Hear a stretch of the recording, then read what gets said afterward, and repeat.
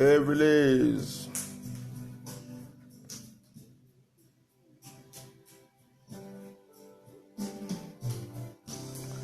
Sekamarabodolo shaka baba seke. Joko Robo Kassa, comment tu vas? Ça va? Tu es où? D'accord. J'ai vu ton sujet de prière. J'ai vu ton sujet de prière. Là, tu n'es pas connecté là. Tu es connecté. D'accord. J'ai commencé un direct là où je vais prier un peu pour les gens. Et j'ai vu ton sujet. Je me suis levé ce matin, c'est le sujet que j'ai vu. Tu es où? Tu es au travail ou à la maison? Bon, si tu es au travail, on ne va pas prier parce qu'au travail, tu as des collègues à côté de toi. On fait comme ça. C'est pas grave. Ah, tu es seul, tu es dans ton bureau, quoi. D'accord, d'accord. Si tu es dans ton bureau, faut bien fermer le bureau, hein. Ok, on va prier. Je suis en train de faire un direct. Je laisse un message en même temps. Soyez bénis. Partagez la vidéo, on va prier un peu. Bonjour vous tous. Bon, je vais prier pour toi. Après, si tu peux suivre le direct aussi, il faut suivre. Hein? C'est sur mon premier compte où c'est marqué Etienne Ignace. Voilà. Je veux que tu mettes ta main droite sur ta tête, si c'est possible. C'est bon? Ok. Mayon to pray the Lord. Vazakaria bako shekeri beko santarabala. Dieu d'Abraham, d'Isaac et de Jacob. Inemeko frolo la kasaki tarababa seke sho. Jika mama seke turie ke beho taraba santerebri.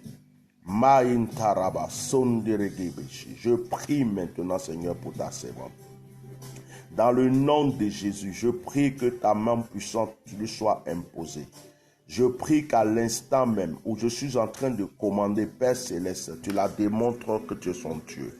Je prie non seulement pour elle, je prie pour ses enfants. Éternel, tu es en train de me montrer une attaque très forte qui a été sur cette famille. Et pendant même que je prie, tu me montres qu'au niveau de son travail, il y a des choses qui ont été faites. Il y a des actions qui ont été posées. Tu me montres quelqu'un qui est venu poser quelque chose à l'entrée de son bureau. Tu me montres que, Seigneur, il y a des maraboutas. On veut qu'elle sorte de son poste. On veut qu'elle sorte de... Pah! Les karamates que toro coché. Ma soeur, tu as des conflits au travail? Tu as des conflits? Ok. Et tu occupes quel poste? Assistant. La relation est comment avec les autres? C'est bon? Ok. Dis-moi, l'atmosphère, tu le sens comment?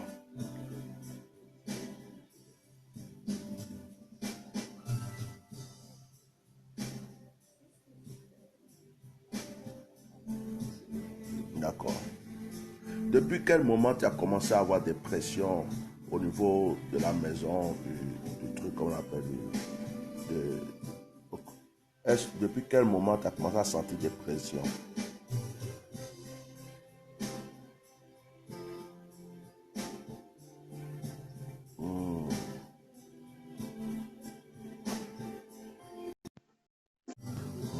Je suis en direct, il y a des gens qui m'appellent. Ah, d'accord.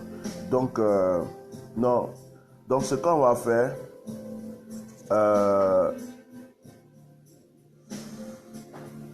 quand tu rentres ce soir, est-ce qu'en rentrant, tu peux avoir une bouteille d'huile d'olive en chemin? Hein? Comme ça, tu rentres à la maison, tu m'appelles, et puis je vais prier pour toi. Je vais prier pour toi, il y a des choses que je vais te dire. je consacre cette prière. Puis il y a des choses que je vais te dire. En rentrant à la maison, fais tout pour te prendre une bouteille d'huile d'olive. Voilà, ça, d'accord. Ça sera pour toi et tes enfants. Je vais t'expliquer pourquoi je t'ai demandé de prendre cette bouteille d'huile d'olive. Voilà. Dieu est avec toi. Depuis appel, on n'a pas les mêmes horaires. C'était sûr quand tu rentres, il faut appeler. Quand tu rentres, il faut appeler. Comme je t'ai déjà donné rendez-vous, voilà, appelle sur Messenger. Oui. Voilà. Donc quand tu rentres, il faut appeler. D'accord? Et comme ça, on va prier posément. Je vais t'expliquer un ou deux trucs. Et c'est pas... Je sais pas, tu as bien fait de m'appeler. Tu as bien fait de m'appeler. Je ne vais pas t'effrayer, il n'y a rien de spécial, mais il y a trop de pression sur toi. Voilà, il y a trop de pression. Toi-même, tu n'aimes pas trop dire les choses. Tu aimes garder les choses sur toi. Tu aimes garder les choses dans ton cœur et puis supporter. C'est pas vrai? Donc, c'est ça. Mais même quand tu vois, tu fais comme si tu n'as pas vu. Tu essaies de... Tu es fair play, quoi. Et il y a trop de choses. Tu déranges beaucoup de personnes. C'est-à-dire que tu déranges, mais tout le monde veut faire croire que tu es les camarades, tu es les amis. Mais en fait, il y a des choses qui sont faites contre toi. Voilà. Voilà. Et on va prier pour toi et les enfants. Tu m'appelles tout à l'heure quand tu rentres. Comme je sais que je dois rendez-vous, même si je suis occupé, je vais te prendre. Voilà. D'accord, il n'y a pas de souci. Il n'y a pas de souci. Fais-moi signe seulement. Sois béni. Que le Seigneur te couvre de son sang précieux. À tout à l'heure.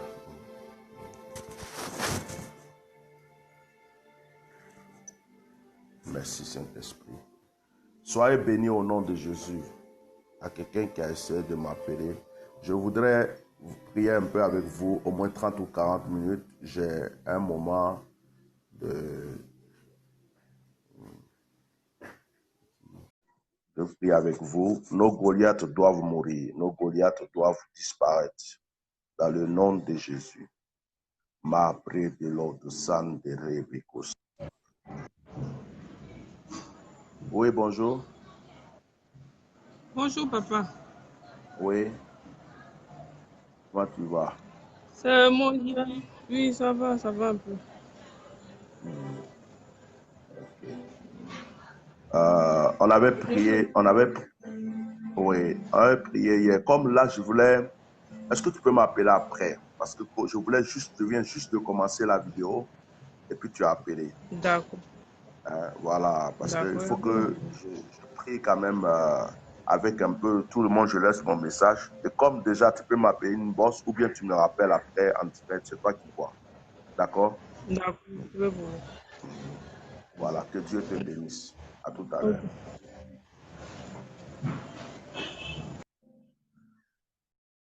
Jéhovah, béni soit le nom du Seigneur. Oh my, près de l'ordre. Bika robo shatarababa sentoro. Donc, barrette. Je voudrais te parler de Goliath. Et je voulais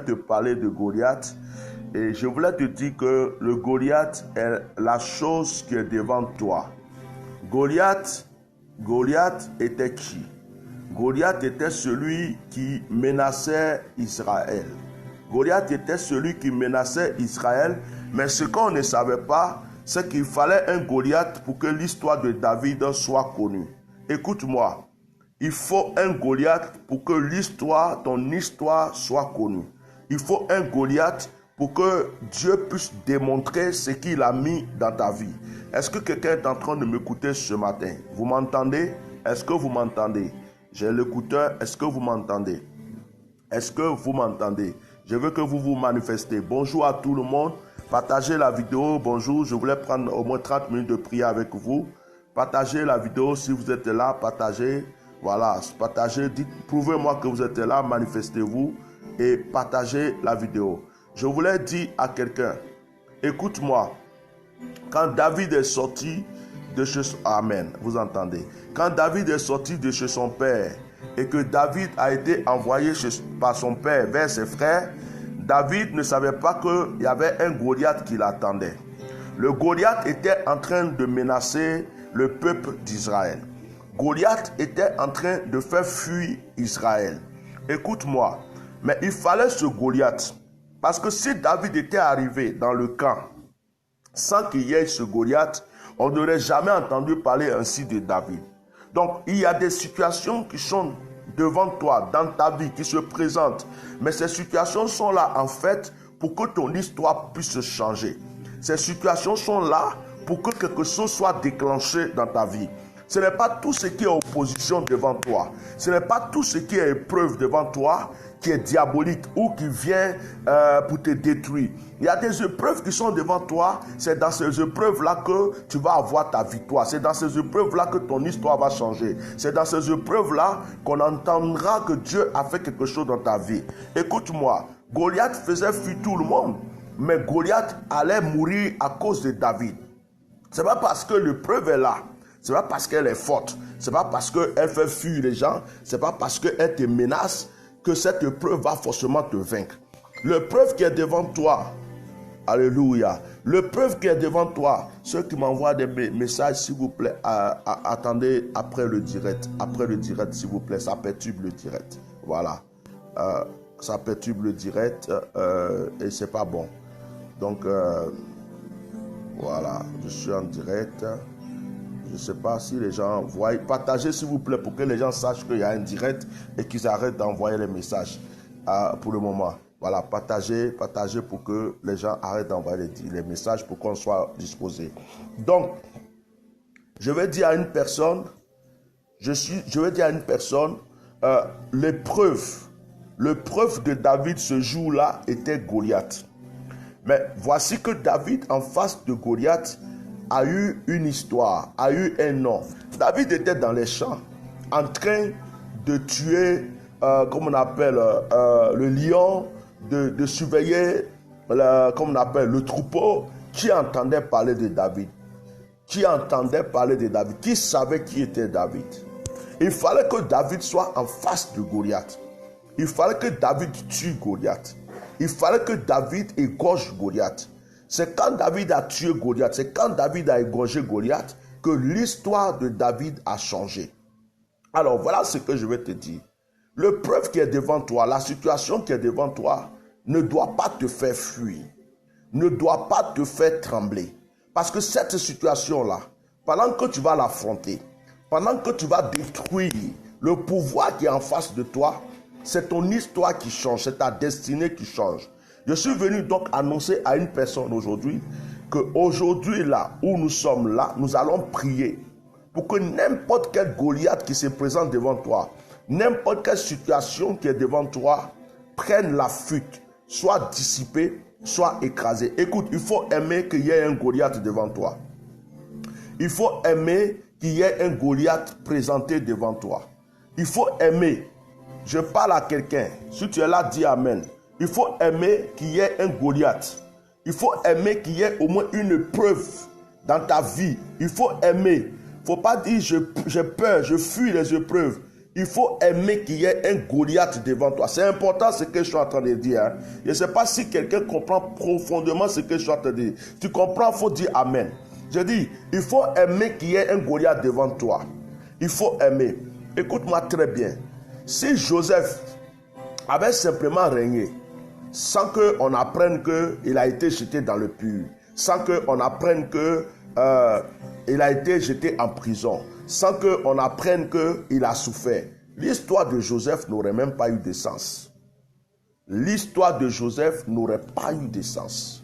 Ce aurait été une histoire banale comme tout le monde. On a dit Dieu a fait régner Joseph. Mais ce qui fait la force de l'histoire de Joseph, c'est parce que Joseph a été vendu par ses frères.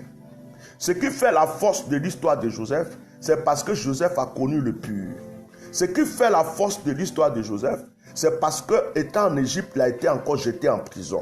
Et ce qui fait la force de l'histoire de Joseph, c'est que de la prison, Joseph est devenu premier ministre. Donc, ces événements font que l'histoire de Joseph a une très grande importance. L'histoire de Joseph a une importance à cause de ces épreuves que Joseph a vécues. qui allait entendre parler de Lazare. Lazare était simplement le frère de Marie et de Marthe. On disait Lazare, le frère de Marie et de Marthe. Mais écoute-moi, il fallait que Lazare ait sa propre histoire. Mais pour que Lazare puisse avoir sa propre histoire, la Bible dit quoi? Lazare est tombé malade. Et quand Lazare est tombé malade, la Bible dit aussi que Jésus n'a rien fait. Jésus a laissé Lazare dans sa maladie jusqu'à ce qu'il meure. Et la Bible dit que Lazare est mort. Donc quand Lazare est mort, c'est la résurrection de Lazare qui donne de la valeur à son histoire. Amen. C'est la résurrection de Lazare qui donne de la valeur à son histoire. Est-ce que quelqu'un est en train de m'entendre? Est-ce que quelqu'un est en train de m'écouter? La résurrection de Lazare a donné de la valeur à son histoire. Écoute-moi. Souvent on est vivant, comme vous et moi. On est là, mais on est mort. Quelqu'un peut comprendre la profondeur de cette parole que je donne. On est vivant, mais on est mort. On est vivant, mais on est mort. Arrêtez d'avoir peur de la mort. Parce que la mort elle-même n'a pas de valeur sur vous. La mort est simplement un passage. Ce n'est pas parce que quelqu'un est mort que la personne ne vit plus. C'est-à-dire que les vrais vivants en général sont ceux qui sont morts. Je vais vous traduire ça. Les vrais vivants sont ceux qui sont morts. C'est-à-dire que quand tu arrives à crucifier ta chair, quand tu arrives à mourir, à accepter de faire mourir ta chair, le spirituel prend le dessus. Ça, c'est une autre partie. Si tu arrives à supporter les épreuves, c'est comme si tu as traversé une mort. Après, tu peux vivre. Ça, c'est aussi une autre partie. Mais en général même, la mort elle-même n'est qu'un tunnel, n'est qu'un passage. La mort, je peux la représenter aujourd'hui pour toi comme une preuve. L'épreuve n'est qu'un passage. L'épreuve n'est qu'un passage. Si tu ne peux pas passer par le feu, tu ne peux pas briller après comme de l'or. Pour que l'or soit vraiment spécial, il faut qu'il passe par le feu. Et encore, il y a plusieurs qualités d'or. Il y a de l'or qui n'est pas trop travaillé et puis il y a de l'or qui est réellement travaillé. Donc, si tu traverses une épreuve, si tu traverses des difficultés, s'il y a des Goliaths devant toi, il faut commencer à te dire maintenant, les Goliaths qui sont devant moi, les épreuves qui sont devant moi, en fait ne sont pas venus pour me tuer. Ces épreuves ne peuvent pas me tuer. Je ne sais pas si tu comprends le message que je suis en train de te prêcher. Ces épreuves ne sont pas venues me tuer. Au contraire, ces épreuves sont venues pour me donner une histoire. Je parle à une personne. Je parle à quelqu'un. Il y a une épreuve que tu es en train de traverser. Et cette épreuve, en fait, est le tunnel de ton élévation. Est-ce que tu es là pour dire Amen? Vous continuez à partager cette vidéo pour aider d'autres personnes. Je vous accorde, ils connaissent combien de temps? Je vous accorde, je suis là pour 20-30 minutes. Donc, je ne vais pas rester trop longtemps. Donc, je dis à quelqu'un, l'épreuve que tu traverses est un tunnel. C'est un tunnel. Il y a une chose que je vais te dire aujourd'hui. Si tu fuis une épreuve, tu as peur. Ceux qui ont déjà fui des épreuves vont comprendre. Il y a une difficulté, il y a une épreuve. Tu dis, oh, j'ai peur, je vais me cacher, je vais trouver une solution là, je vais trouver une solution là. Écoute-moi très bien. L'épreuve que toi, tu crois que tu as fui, n'a pas fini sa mission. Donc, cette épreuve, oh, mon ami, tu es collé à la télé là, surveille ta petite soeur un peu. Elle appelle, va t'occuper un peu d'elle. Donc, je disais que l'épreuve, voilà, l'épreuve qui arrive aujourd'hui est comme un tunnel pour ton élévation. L'épreuve qui arrive aujourd'hui est comme un moyen pour t'amener dans une autre dimension. Tu as fui l'épreuve. Tu dis que je fuis. Cette épreuve me fatigue, je vais me cacher. L'épreuve n'a pas fini sa mission. Donc l'épreuve va se mettre de l'autre côté. Et cette épreuve qui s'est mise de l'autre côté va t'attendre. Et quand cette épreuve voit que tu es arrivé à son niveau, elle va multiplier la force pour te frapper. Et quand elle va multiplier la force pour te frapper, deux fois même, elle n'est même pas seule. Elle va venir avec des compagnons pour venir te frapper plus fort. Donc, Il ne faut pas avoir l'habitude de fuir les épreuves. Aujourd'hui, tu dis, je ne sais pas où dormir. Je vous parle en tant qu'un frère. Je vous explique des choses que vous comprenez pour que je puisse aider quelqu'un. Tu dis, je ne sais pas où dormir. C'est vrai, tu ne sais pas où dormir. Mais est-ce que tu n'as jamais vu quelqu'un qui a dormi dans caniveau ou qui dort sur natte et puis demain, il a des châteaux? Hein? Pendant que tu es là, que tu es en train de souffrir, tu ne sais pas ce qu'il faut manger, tu ne sais pas ce qu'il faut boire, tu ne sais pas où dormir. Il faut arrêter de te lamenter sur la souffrance, mais il faut commencer à prier et à te demander comment est-ce que je sors de là et qu'est-ce que je veux. Ça veut dire que ton esprit doit aller sur ce que tu veux. Ça veut dire que là, tu es prêt à affronter cette épreuve. Tu es en train de souffrir, tu es en train de vivre des épreuves. Si tu es là en train de considérer l'épreuve, tu dis, oh, ça me fait trop souffrir, cette épreuve-là me fatigue, à cause de ça même. Écoute, tu ne trouveras pas de solution. Mais pendant qu'elle est en train de te fatiguer, cette épreuve, tu es là, malgré que tu subis, tu dis, je sais que je vais sortir de là. Et quand je vais sortir de là, voilà ce que je dois faire. Il faut visionner ce que tu veux faire. Il faut visionner. Tu n'as pas l'argent, mais tu te vois en tant qu'un grand transporteur. Tu te vois en tant qu'un grand homme d'affaires.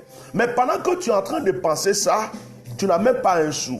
Ça ne veut pas dire que tu ne peux pas devenir cet homme d'affaires. Ça ne veut pas dire que tu ne peux pas devenir ce transporteur. Ça ne veut pas dire que tu ne peux pas devenir la personne. C'est-à-dire que pendant que tu es en train de penser, tu n'es pas en train de faire la chose.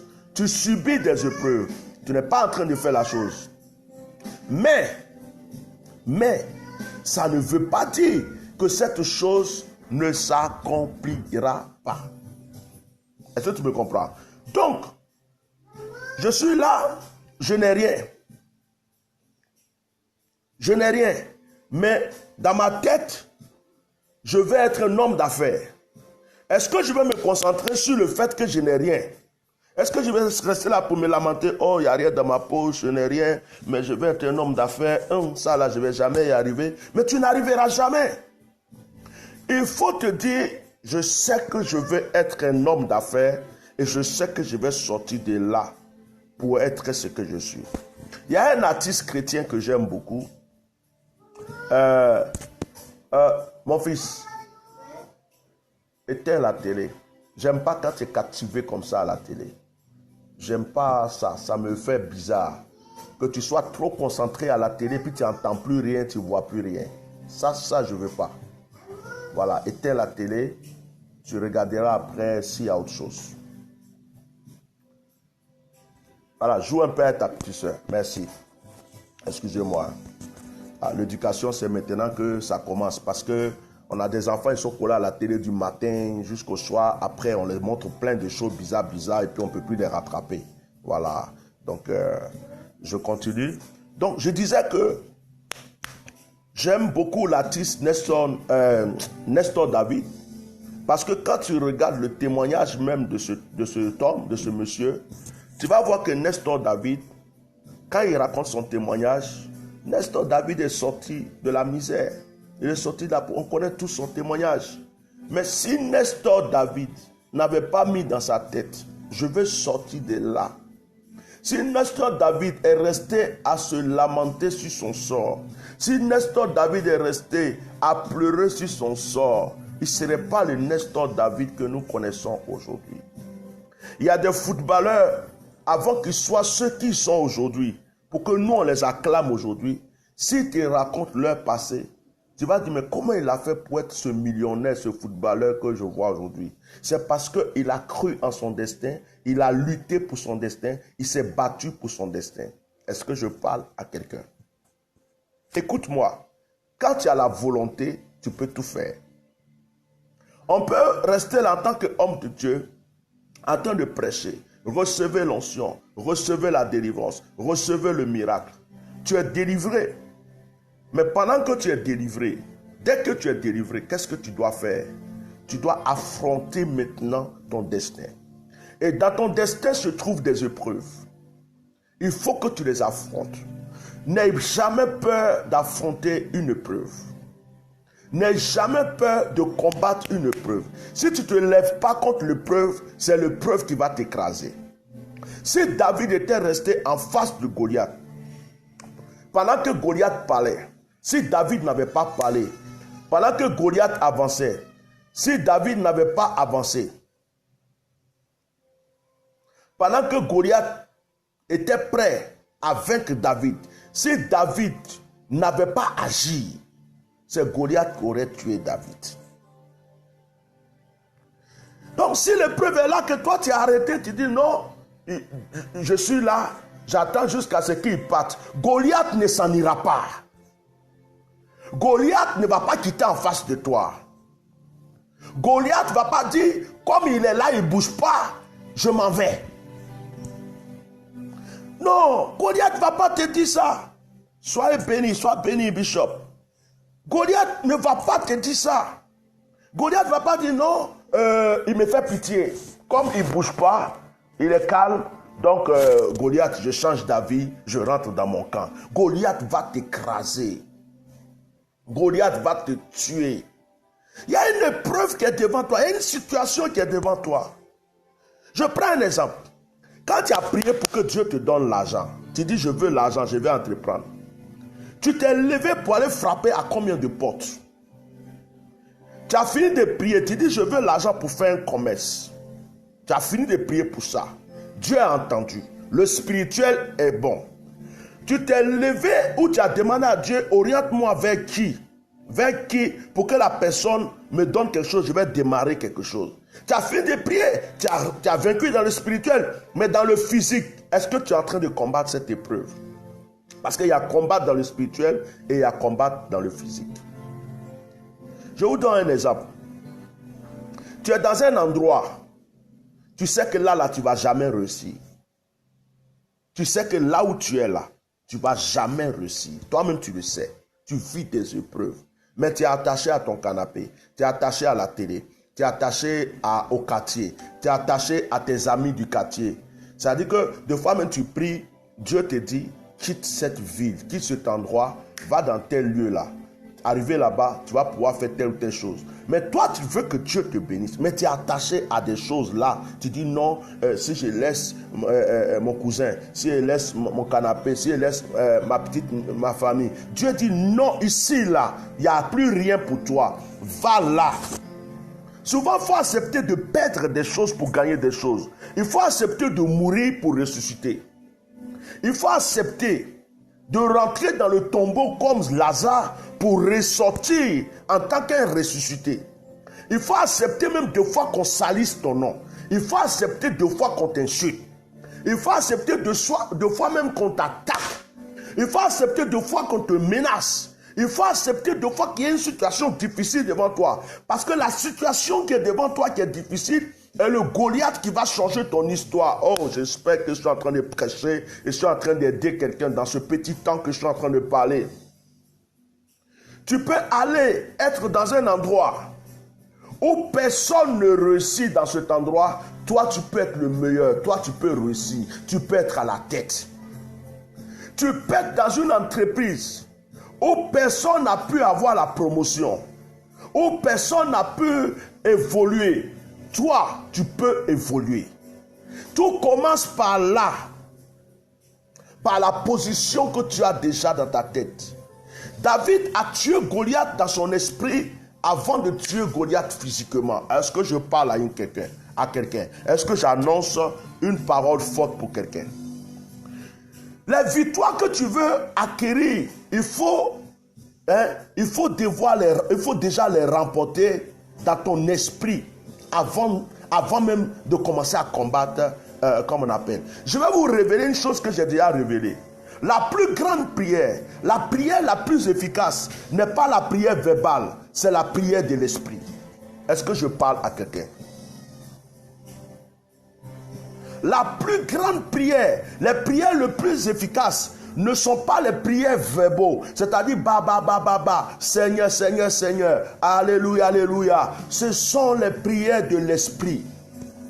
Dieu est esprit. Dieu est esprit et Dieu entend la voix de l'esprit. Donc, ta prière la plus efficace, c'est ta prière de l'esprit. C'est la prière que tu fais. Ton esprit qui emporte, ton esprit qui prend, ton esprit qui possède, ton esprit qui te ramène la chose, avant même que ta bouche ne dise quelque chose. Tu es assis dans une entreprise, tu vas être le directeur de l'entreprise un jour, mais ton esprit ne te dit jamais que tu vas être directeur de l'entreprise. Tu ne seras jamais directeur de l'entreprise. Tu es assis là, on dit toi c'est pour recevoir que les courriers. Et tu te contentes de recevoir que les courriers. On n'envoie que les courriers et puis tu comptes et puis tu reçois. Jamais tu as pensé dans ta tête, je veux un jour être à cette hauteur. Tu ne mûris pas ça dans ton esprit. Tu ne penses pas à ça. Ça ne te dit rien. Tu ne penses même pas à ça. Tu es là, tu te contentes. Et puis tu vas à l'église tout le temps. Seigneur, je veux que tu m'aides. Seigneur, je veux l'argent. Le Seigneur dit, mais pendant que ta bouche est en train de prier, ton esprit, lui, pense à quoi? Ton esprit pense au courrier. Ton esprit ne pense pas au poste que toi-même tu veux. Il faut que ton esprit soit positionné là-bas pour que tes prières puissent produire la chose. Tu veux une délivrance, tu veux un miracle, tu veux une solution, tu veux être grand, tu veux être fort. Parle avec ton esprit. Parle avec ton mental. Pour tuer Goliath, tu ne peux pas le tuer physiquement si tu ne l'as pas tué mentalement. Oh, alléluia. Est-ce que je parle à quelqu'un? Est-ce que je suis en train de parler à quelqu'un? Je vous donne un exemple très simple. Je prie pour des gens dans le monde entier. Je prie pour des gens jusqu'en Chine. Je prie pour des gens qui sont loin, dans des pays où je n'ai jamais mis le pied, où je ne sais même pas où on passe pour arriver. Mais quand quelqu'un va m'appeler de loin que je prie pour lui, quand quelqu'un n'est pas à côté de moi et puis je suis en train de prier pour lui, la personne, pourquoi il a le miracle? Pourquoi il a la solution? C'est parce que pendant que j'ai prié pour lui, je ne me vois plus assis dans mon bureau, je ne me vois plus assis dans mon salon. Mais je compatis et je me vois à côté de la personne. Oh, je ne sais pas, on dirait que je vais vous sortir des mystères. Ton esprit est fort. Tu dis, je veux être marié. Mon mari, là, ils sont en train de me l'arracher. Je veux aller en Europe. Je veux être ceci. Mais ton esprit n'est pas dans le lieu où toi tu veux aller. Ton esprit n'est pas en train d'arracher ton mari à une femme pour la ramener à la maison. Ton esprit n'est pas en train de combattre cette femme qui est en train de diviser ton couple. Toi tu parles, tu insultes, tu cries, tu pries. Mais ton esprit est où? Il faut que ton esprit soit dans la chambre. Il faut que ton esprit soit à côté de ton mari. Il faut que ton esprit soit en train de gifler cette femme pour dire, sors de mon foyer. Pendant que tu vas prier, ta bouche va maintenant exécuter ce que ton esprit a eu. Mabrodolo sakatara maseketoro. Ta prière la plus efficace, ta victoire la plus efficace se trouve dans ton esprit. C'est pourquoi je vais te révéler quelque chose. Si Joseph n'avait pas eu de rêve avant d'être vendu en Égypte, Joseph n'aurait pas été la personne qu'il est. Écoute-moi, ton rêve doit te précéder. Oh, robotoko sekete mataka. Ton rêve doit te précéder. Ta vision doit te précéder. Ton mental doit te précéder. Tu es là, tu n'as rien à manger. On dit que tu es pauvre, tu es misérable. Les gens sont en train de se moquer de toi. Il y a d'autres qui ont de grosses voitures, de grandes maisons, de grandes villas. Je vais te dire une chose. Arrête de les regarder. Arrête de regarder ce qu'ils ont. Arrête de contempler ce que les autres ont. Parce que quand tu contemples ce que les autres ont, tu es en train de vivre dans leurs rêves. Mais tu ne peux pas vivre ton propre rêve. Oh, c'est que je parle à quelqu'un. Est-ce que je suis en train de parler à quelqu'un? Jeka, tu peux regarder ce qu'il a et posséder ce qu'il a dans ton esprit. Il a la grosse maison. Oh, j'aime cette maison. J'aimerais avoir plus beau que ça. J'aimerais avoir la même. Tu as possédé ça dans ton esprit. C'est dans ton esprit. Tu aimes la maison. Tu l'as possédé, la maison dans ton esprit. Mais, dès que tu as possédé ça dans ton esprit, il ne faut pas que tu restes là. On dit, oh, il vit bien. Lui, là, tu es en train de contempler sa vie. Tu es en train de contempler son bonheur. Mais tu n'es pas en train de préparer ton propre bonheur. Et tu n'es pas en train de préparer ton avenir. Tu es en train de vivre dans le bonheur de quelqu'un. Il a une jolie maison. Tu vis dans sa jolie maison avec ton esprit. Il a une jolie voiture. Tu vis dans la jolie voiture. Tu es là, tu contemples. Oh, les sportifs là. Oh, le monsieur là. Mais toi-même, tu penses quoi pour toi-même? Est-ce que tu es en train de construire ta maison dans ton esprit? Est-ce que tu es en train de voyager dans ton esprit? Est-ce que tu es en train de te marier dans ton esprit? Tu peux fermer là, s'il te plaît. Il y a trop de bruit au dehors. Je crois derrière aussi. C'est bon. Ferme là, s'il te plaît. Je ne sais pas, les gens pour les travaux là, ils font trop de bruit. Voilà. Merci. Tu m'augmentes un peu la musique? Merci. Donc, dans ton esprit, tu vois quoi? Dans ton esprit. J'ai dit à des gens, j'avais 7 ans ou je ne sais pas quel âge, j'étais au CE1. On jouait à la récréation à l'école primaire à Yamsoko à Sabou.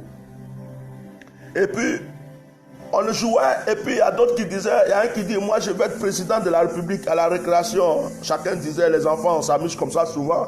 Donc, moi, quand je vais être grand, je vais être ministre. Donc, quand je vais être grand, je vais être président. Donc, quand je vais être grand, je me rappelle, moi, Etienne, j'étais en face d'eux, et puis je dis, moi, quand je vais être grand, je serai en France, et puis ma femme sera une femme blanche. Mais j'ai dit ça dans l'ignorance. J'ai dit ça dans l'ignorance. Dans l'ignorance, j'ai dit ça comme ça. Je ne savais pas que j'avais déclaré quelque chose qui allait forcément arriver dans ma vie un jour. Écoute-moi, ce que tu déclares t'attend devant. My God, est-ce que je parle à quelqu'un? Ton rêve que tu as fait de positif est devant en train de t'attendre. Est-ce que je suis en train de remuer quelqu'un aujourd'hui pour que quelque chose change dans sa vie? J'ai dit, ce que tu as voulu, ce que tu as pensé, ce que tu as mûri ou ce que tu as rêvé est devant toi. Le rêve de Joseph l'a dévancé en Égypte. Pendant que Joseph était jeté dans le puits, il n'y avait pas de problème pour Joseph parce que son rêve l'attendait en Égypte. Son rêve ne l'attendait pas dans le puits. Pendant que Joseph était en prison, Joseph n'avait pas de problème parce que son rêve l'attendait auprès de Pharaon. Ce que toi tu ne comprends pas, ce que nous ne comprenons pas, c'est que notre rêve ne reste pas pour marcher en même temps que nous. Notre rêve, qu'est-ce qu'il fait? Notre rêve nous dévance. Il vient se présenter, il dit je suis ton rêve. Et quand il finit de se présenter, il s'en va et nous attend quelque part. Le rêve se met quelque part. Le lieu où on doit être exaucé, le lieu où on doit avoir le miracle, le lieu où on doit avoir l'exaucement. Le rêve, lui, nous attend là-bas. Mais avant qu'on trouve le rêve, dans ce lieu, il y a des étapes, il y a des épreuves, il y a des difficultés, il y a des embûches, il y a beaucoup de choses qui se passent. Mais ça ne veut pas dire que le rêve n'est pas là-bas en train de nous attendre. Le rêve, lui, il est là, il nous attend simplement. Il dit, viens, traverse cette épreuve et dit, viens, affronte ce combat, viens. Je suis là, je t'attends. Tu voulais être quoi? Homme d'affaires, je suis là, je t'attends. Tu voulais être quoi? Je t'attends ici. Tu voulais ton mariage, c'est là, je suis en train de t'attendre. Le rêve est là, il est en train de t'attendre. Mais s'il y a une épreuve, il y a deux épreuves, il y a un Goliath, il y a deux Goliaths. Et puis tu dis, oh, à cause des Goliaths, là, je me retourne, je ne vais pas continuer mon chemin. Le rêve est toujours là-bas en train de t'attendre. Si le rêve est là-bas en train de t'attendre, écoute-moi, Joseph pouvait arrêter son rêve dans la maison de Potiphar. Si Joseph n'avait pas compris que son rêve ne l'attendait quelque part, Joseph allait se compromettre avec la femme de Potiphar. Et si Joseph s'était compromis avec la femme de Potiphar, le rêve de Joseph n'allait plus s'accomplir. Dieu allait sortir de son rêve et le rêve lui-même allait s'enfuir de ce pharaon. C'est parce que Joseph savait que son rêve l'attendait déjà ce pharaon que Joseph n'acceptait aucun compromis jusqu'à ce qu'il accomplisse son rêve. Comment est-ce que tu peux vouloir? Comment est-ce que tu peux avoir un rêve? Comment est-ce que tu as des ambitions et à un certain moment tu les laisses tomber? Il ne faut pas laisser tomber une seule ambition à cause d'une épreuve. Il ne faut pas laisser tomber un seul projet à cause d'une épreuve, à cause d'une difficulté. Tu dois affronter n'importe quel Goliath qui va se présenter devant toi. Tu dois l'affronter, tu dois le vaincre, tu dois l'égorger. S'ils sont 10 Goliaths, tu tues tes 10 Goliaths. S'ils sont 100, tu tues tes 100. C'est pourquoi la Bible dit, le juste va tomber 7 fois, mais 7 fois il va se relever. La Bible dit aussi, oh, ma bre de l'offre gozanda la hatara. Hey, Dieu ne parle pas pour rien. Avant que tu tombes 7 fois, ça ne veut pas dire seulement le chiffre 7. Hein. Je vais t'expliquer. 7 fois, ça veut dire quoi? 7, il y a combien de jours dans la semaine? Il y a 7 jours dans la semaine. 7 fois, ça ne veut pas dire que tu tombes 1 fois, 2 fois, 3 fois, 7 fois. Ce n'est pas ce que Dieu veut dire. La Bible dit que Dieu ne compte pas les jours comme nous on les compte. Un jour est égal à 1000 ans, 1000 ans est égal à un jour chez Dieu. Donc, quand on te dit 7 fois, ça veut dire quoi? Je vais t'expliquer aujourd'hui. Je veux que tu prennes ce réma et que tu ailles avec même. Écoute-moi très bien.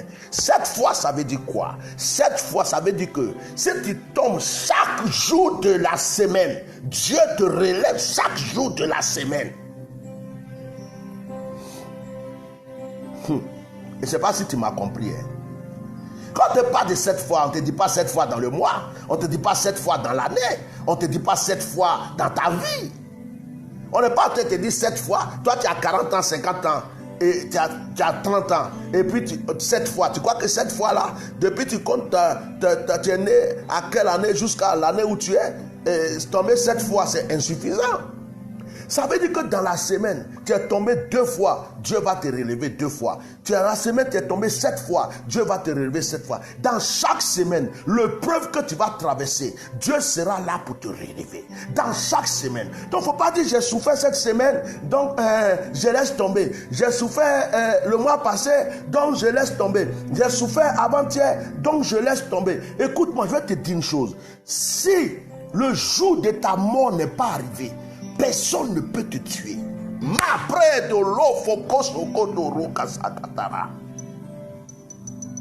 Si le jour que Dieu a prévu que tu quittes ce monde n'est pas arrivé, personne.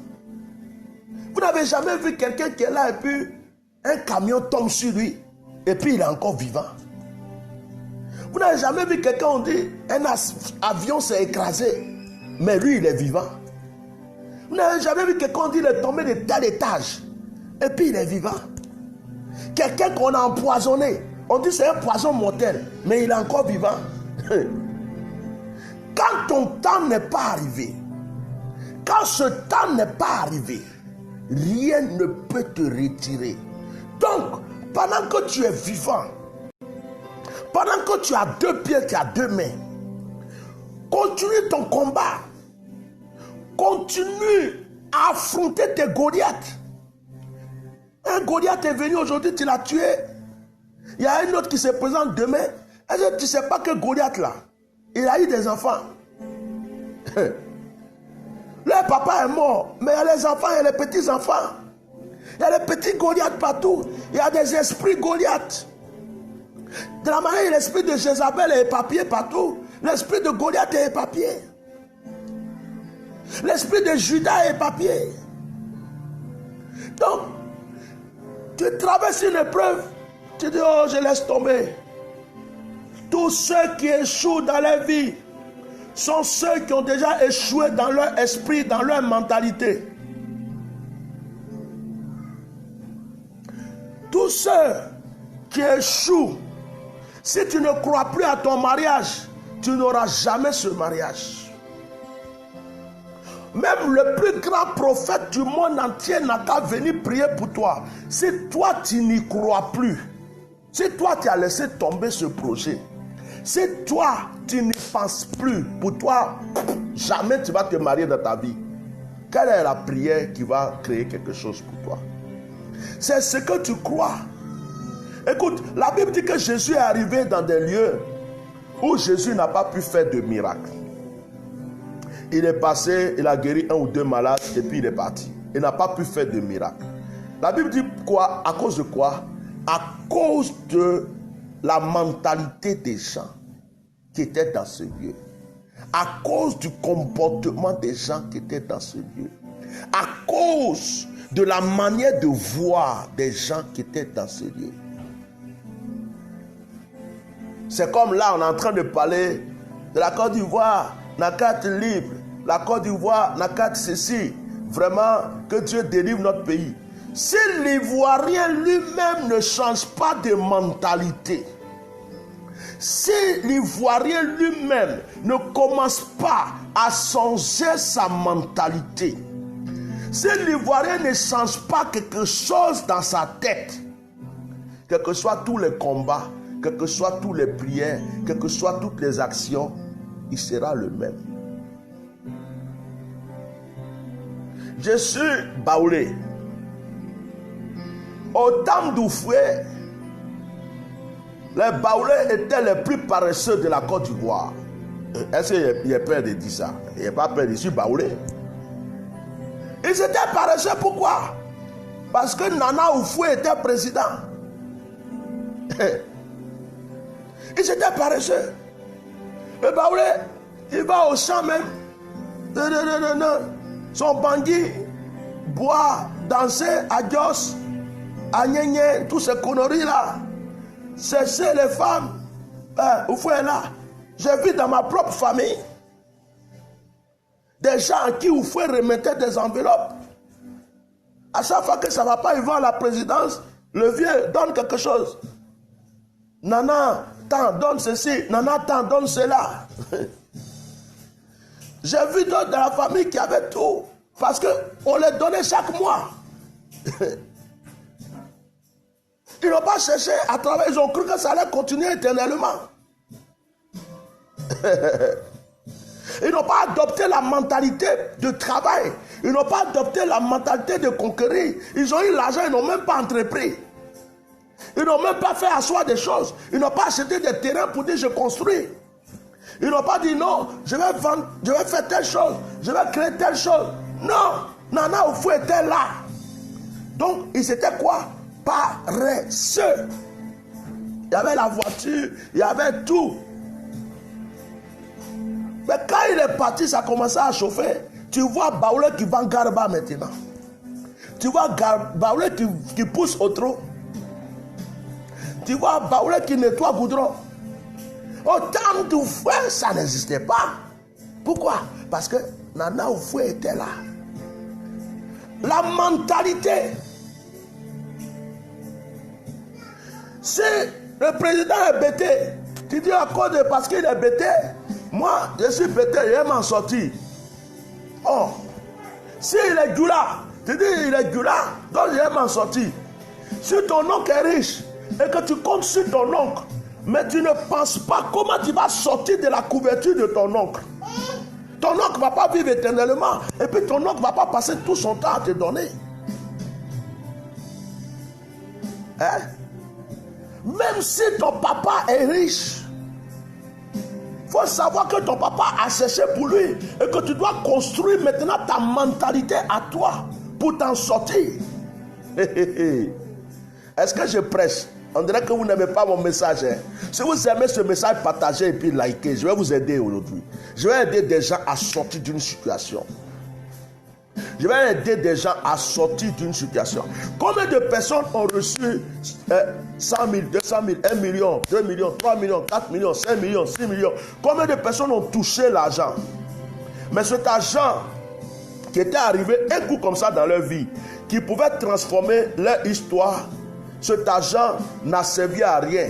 Parce que cet argent a été pour les maquis, les bas, les vêtements. Tout le monde n'a qu'à dire je suis bon. Et puis ils ont cru que l'argent qui est venu là, demain ça revient encore. Après ils se sont rendus compte que cet argent ne peut plus venir. Et puis aujourd'hui ils sont dans un problème très grave. Ils ne savent pas comment faire.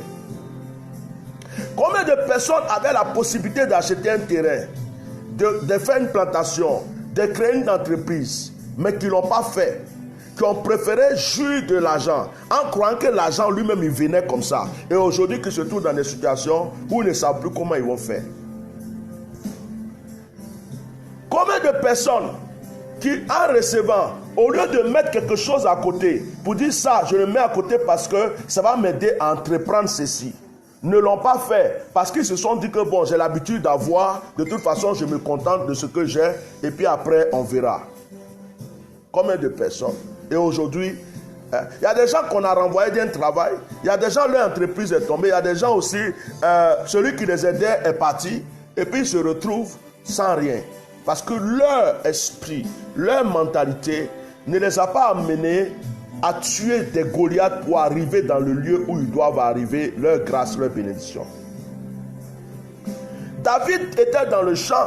David pouvait se contenter à écouter Goliath, à regarder les soldats. Mais David dit non, aujourd'hui j'ai saisi cette occasion. C'est aujourd'hui que mon histoire va changer parce que je vais tuer cet homme. Quand je finis de le tuer, je suis sûr que ma vie ne sera plus jamais pareille. Bien-aimé, je parle en tant qu'un homme de Dieu, je suis aussi coach de beaucoup de personnes. Je coach beaucoup de personnalités, beaucoup de personnes qui travaillent dans des lieux. On est là pour aider tout le monde, pour conseiller tout le monde. Et là, je vous parle un peu en tant qu'un père et en tant qu'un coach. Ta mentalité peut tout changer dans ta vie. J'ai connu des gens qui ne prient pas, bra, bra, bra, bra, bra, bra. Ils se lèvent le matin et puis ils pensent à quelque chose. La chose qu'il pense là, il va foncer doucement jusqu'à réaliser cette chose. Mais pourtant, il n'a pas parlé en langue. Est-ce que vous me suivez? Est-ce que vous me suivez? C'est très important. Pour que les choses changent autour de toi, il faut changer ton esprit. C'est pourquoi des fois, quand je suis dans une église, tu prêches un message de feu. Tu pries pour des malades. Tu as même pris quelqu'un, tu as donné parole de connaissance ou prophétie claire sur sa vie. Tu as fini de prier, la personne sait que c'est sa vie. Tu as prié sans qu'il te dise quelque chose. Tu as fini de prier, tu finis de prier, après le culte, la personne vient encore, papa, je veux que tu pries pour moi. Tu es poli, donc tu dis, mais c'est pourquoi? Et puis la personne te dit, voilà mon problème là. Je dis, mais je regarde la personne, je dis, oh, tu ne me connaissais pas avant, j'ai dit tout sur ta vie déjà. J'ai prié pour toi sans même que tu me dises un mot. Mais il faut avoir la foi que Dieu a touché ton problème. Et puis commence à penser maintenant positivement. Ça veut dire quoi? Ça veut dire que la personne est ancrée dans le problème. Mais la personne, son esprit ne sort pas du problème. Donc, malgré toutes les prières qui ont été faites, la personne est dans le problème.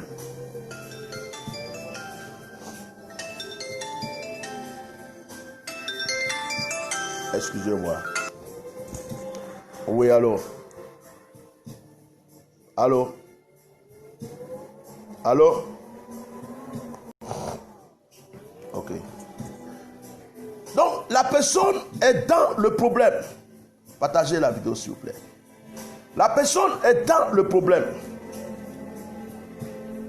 Bon, je prends un exemple très simple. C'est pas trop propre. C'est la tasse de café.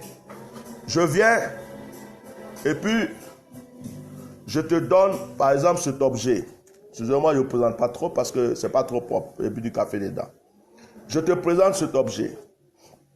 Et puis je te dis, dans cet objet-là, si tu arrives à mettre, on va dire de l'huile, parce que l'eau c'est facile, de l'huile jusqu'à là, si tu arrives à mettre de l'huile jusqu'à là, ça va te produire quelque chose. Moi, je t'ai donné l'objet.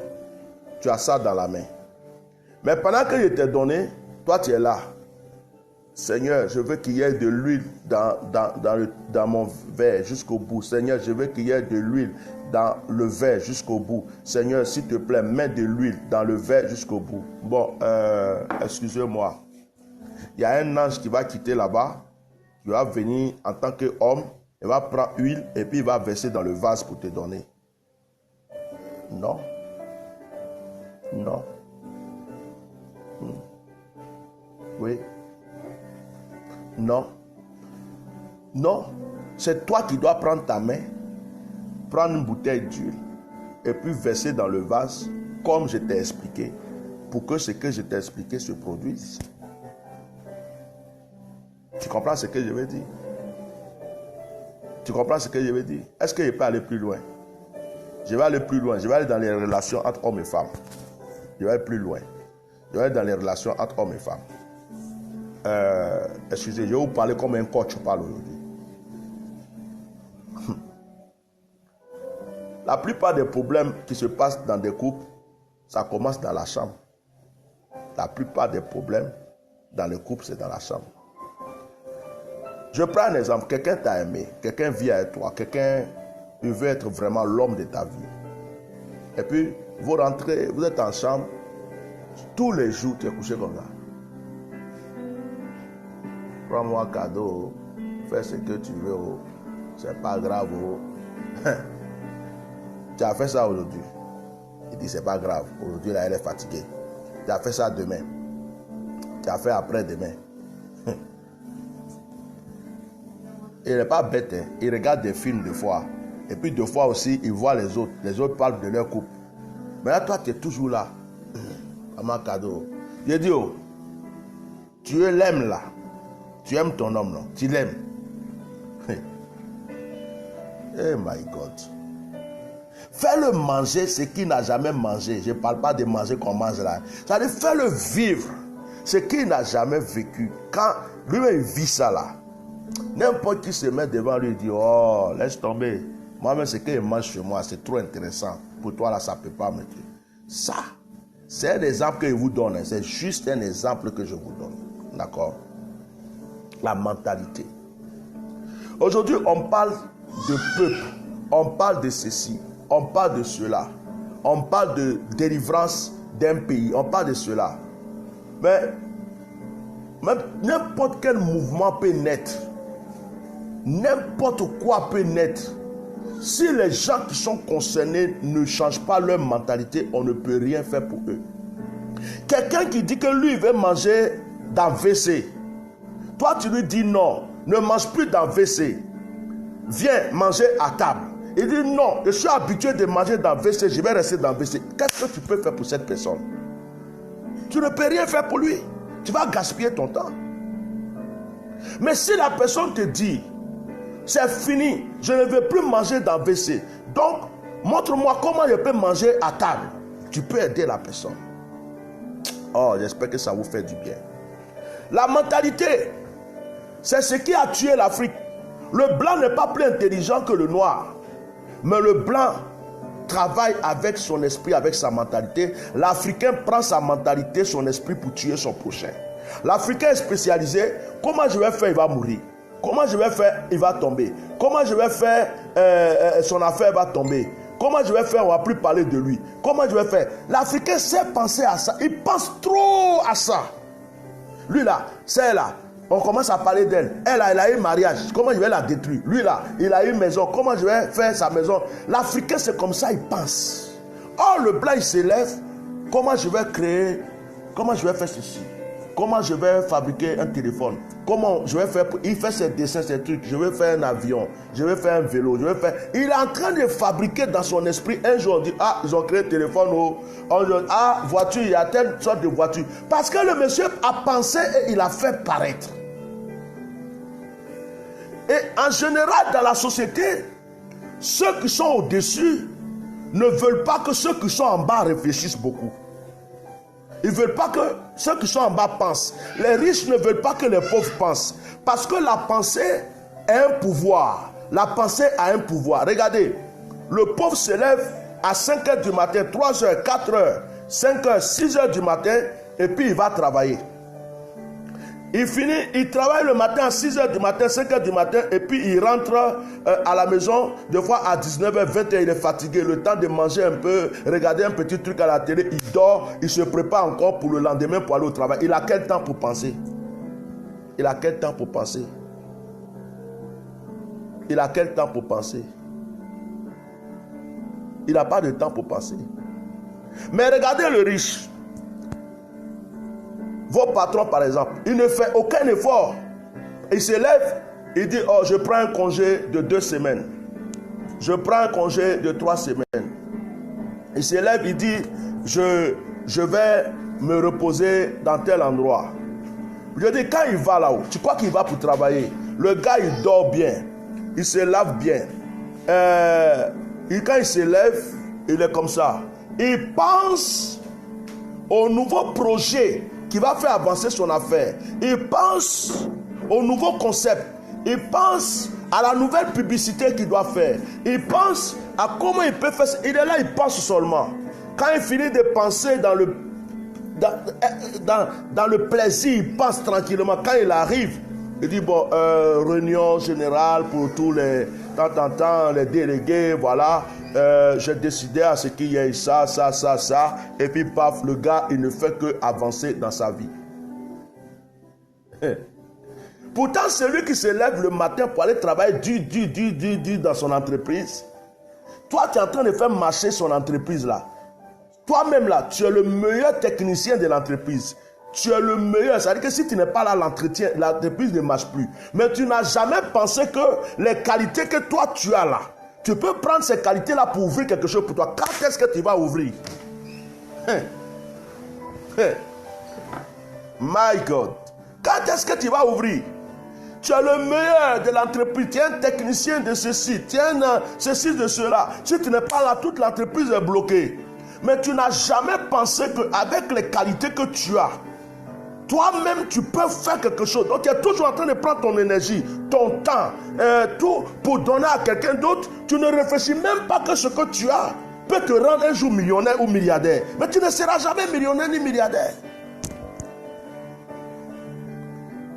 Vous me comprenez un peu? J'espère que mon message vous fait du bien, que vous êtes en train de partager, vous êtes en train de liker, parce que c'est bien d'aller prêcher. Reçois l'onction, tombe sous l'onction, tu es délivré, tu es guéri, tu es ceci, cela. Mais il y a des conseils qu'il faut avoir. Même il y a des filles, on dit que, même si on dit que tu t'es prostitué un peu, ou bien on dit que tu as eu 2 gars, 3 gars, tu as eu 4 gars, tu es déjà sorti à un ministre, tu es déjà sorti à un préfet, tu es déjà sorti avec un homme du gouvernement, des hommes d'affaires, tu es déjà sorti avec plusieurs. Tout cela, il y a un qui t'a donné un jouet 1 million, il y a un qui t'a donné 2 millions, il y a un qui t'a donné 10 millions, il y a un même qui a acheté une voiture pour toi. Bon, je dis, cet argent-là, si tu pensais à ton avenir, tu pourrais dire, mais avec tout ce que j'ai eu là, je construis ça et puis il n'y a pas un homme qui va venir me donner l'argent encore. C'est moi-même qui vais décider qui je prends dans ma vie. Et puis le mari, tu construis ta vie. Mais toi tu es là, tu attends toujours qu'on vienne te donner 1 million. Je dis, ton corps là, un jour ça va faiblir. Un jour tes seins vont tomber. Un jour tes fesses vont tomber. Un jour tu ne ressembleras plus à rien. Tu crois qu'ils vont venir te donner 1 million, 10 millions, 20 millions, 50 millions? Non, tu vas te promener pour vendre bon photo.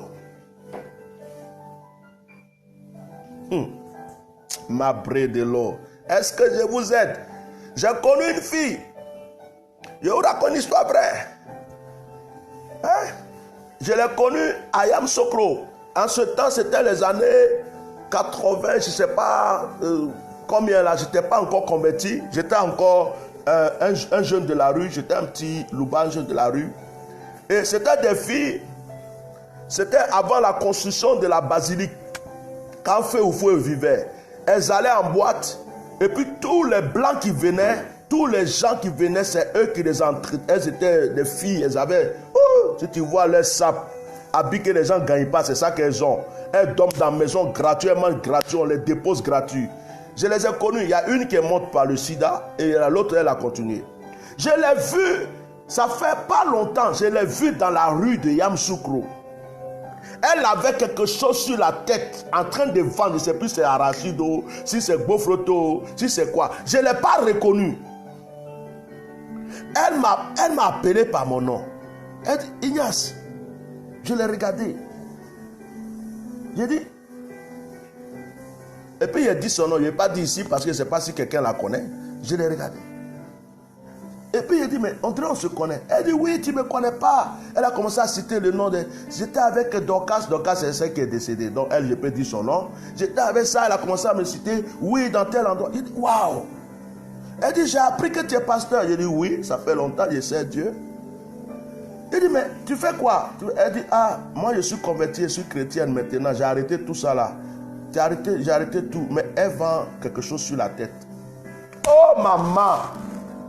L'argent, tout l'argent que tu as touché dans ta vie. Moi-même, je les regardais comme ça. Je les demandais l'argent pour acheter jean. Je les demandais l'argent pour acheter basket. Tout cet argent, tu pouvais même acheter terrain, construire des maisons, mettre en location. Aujourd'hui, là même, quand on te voit, on te respecte. Te voilà en train de vendre vos photos parce que tu as cru que ton corps allait toujours prendre l'argent pour te donner. Hein? Tu es là. Si tu as une mentalité positive, quelqu'un est venu te donner un jour 200 000, 300 000. Quelqu'un est venu un jour te donner 1 million. Même quelqu'un t'a donné 50 000. Dans 50 000 là, tu peux bouffer 20 000. Tu peux bouffer 30 000. Mais les 20 000 là, tu peux mettre de côté pour dire 20 000 là. Je sais qu'il y a un autre 20 000 qui va se compléter dessus. Quand ça va arriver, je vais faire jusqu'à ça va arriver à telle somme. Voilà ce que je vais faire dans ma vie. Pour qu'on me respecte aussi dans ma vie. Il y aura toujours des Goliaths sur votre chemin. Aujourd'hui, on parle de mentalité. Même le plus grand révolutionnaire n'a qu'à aller dans des pays comme par exemple la Côte d'Ivoire. Je prends l'exemple, je ne suis pas burkinabé, je prends l'exemple du Burkina Faso. Ce sont les jeunes du Burkina Faso. Ce n'est pas l'armée, c'est la population du Burkina Faso qui a changé de mentalité, qui a dit non, nous, on est fatigués, on ne veut plus ceci. C'est eux qui se sont levés pour proclamer leur propre délivrance. Et qui ont dit au président qui était là, nous, on ne veut plus. Si tu veux tuer nous tous, on ne veut plus. À un certain moment, les militaires se sont mis avec eux. Donc, on peut chanter ce qu'on veut, on peut dire ce qu'on veut. Si la mentalité de la plupart en Côte d'Ivoire, c'est la mentalité de la mendicité, c'est la mentalité de mettre l'argent dans ma main, je vais manger. C'est la mentalité de moi, à partir du moment où, quand je pose ma tête, comme ça me suffit. La mentalité de ceci, de cela. Mais rien ne changera, rien ne changera, rien ne changera. Va à Accra, va au Ghana. Tu ne peux pas jeter papier dans la rue. Tu as jeté un morceau de papier dans la rue. Tu as pissé dans la rue à Accra. Au Ghana, quelqu'un t'a vu pisser. La personne va t'attraper. La personne va appeler la police. La police va venir. Hé, mon ami, tu vas avoir des problèmes, hein? Parce que leur mentalité a adopté. Leur mentalité dit, on ne veut plus de saleté chez nous. Leur mentalité dit, personne ne va jeter papier dans notre rue. Mais si toi tu dis que je veux qu'il y ait un changement de la planète ou un changement dans mon pays, mais tu te lèves matin, tu vas pisser dans la rue. Tu te lèves matin, tu vas jeter papier dans la rue. Tu te lèves matin, tu prends la poubelle, tu jettes sur le goudron. Mais comment est-ce que tu vas ton pays là va être propre? Donc la mentalité, c'est pas parce que tu dors dans un entrée couché, c'est pas parce que tu dors sur une natte, c'est pas parce que tu dors sur un banc que tu n'es pas un être humain qui ne peut pas changer dans sa vie. Tout peut changer dans ta vie. Quand j'ai décidé de quitter ma cour familiale pour me chercher dans ma vie, j'ai dormi sur des bancs. J'ai dormi au marché d'Adjamé sur banc. J'ai dormi au marché d'Adjamé sur banc. Je me lève le matin, je cherche mes chaussures, je ne trouve plus.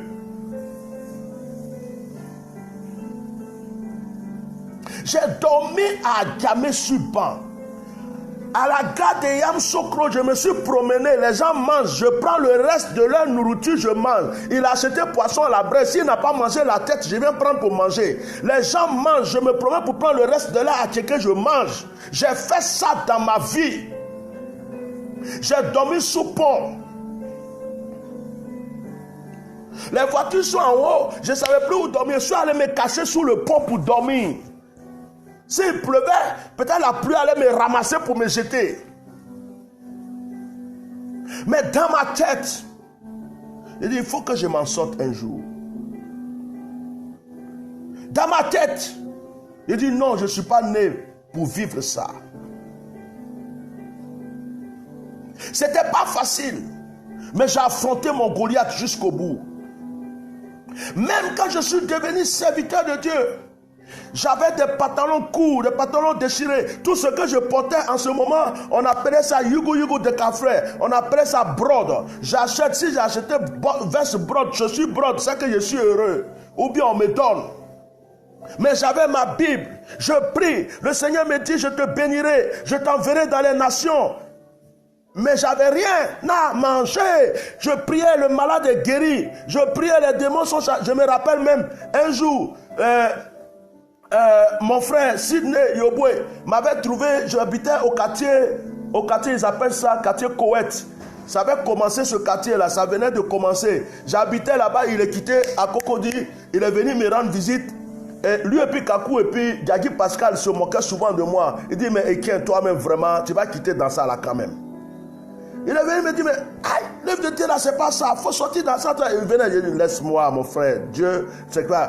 Moi, il dit, tu es en fait de guérison, chasser démons là, c'est ça qui va te donner à manger. Bon, ça c'est un passé. Mais Dieu me disait, je vais t'élever. Dieu me disait, je vais faire ceci, mais je ne voyais pas. Mais j'attendais et je persévérais. Oh my God. Un moment, à force de persévérer, je priais pour des malades, des guérisons, des miracles, mais de la demain, j'ai rien à manger. À force de persévérer, le Seigneur a commencé à m'utiliser à rentrer dans des bureaux. J'étais mal habillé, mais je rentre dans un bureau pour aller prier pour un préfet. J'étais mal habillé, mais je rentre dans un bureau pour aller prier. J'ai prié pour le directeur de Fraternité Matin. J'ai prié pour telle personne qui fait l'impôt sport. J'ai prié, ma renommée commençait à partir. Jusqu'à ce qu'un jour, un père dise, viens prêcher aux hommes d'affaires du plein évangile. Je viens prêcher aux hommes d'affaires du plein évangile qui est pas loin du siège de l'église baptiste. Je prêche là, les gens découvrent qu'il y a un jeune qui a une notion, qui a une parole. Des papas commencent à m'inviter dans leur bureau. Des mamans, ils sont catholiques, d'accord, mais ils m'invitent, ils me bénissent. Au fur et à mesure, jusqu'à ce qu'un jour, je prie que je débloque la situation d'un monsieur. Un homme, je débloque, il me dit, écoute, je paye ton billet d'avion, je fais ceci pour toi, je fais ça. Est-ce que tu as des invitations en Europe? Je dis oui, on m'attend même, mais je ne sais pas comment partir. Il dit, allez, tiens, va-t'en. Et Dieu a ouvert les portes comme il avait prévu. Ma brodolo saka saka rabashaka. Tu ne veux pas affronter Goliath, mais tu veux brandir la tête de Goliath. Si tu n'as pas affronté Goliath, tu ne l'as pas tué, comment est-ce que tu vas le gorger pour affronter la tête? Pour présenter la tête?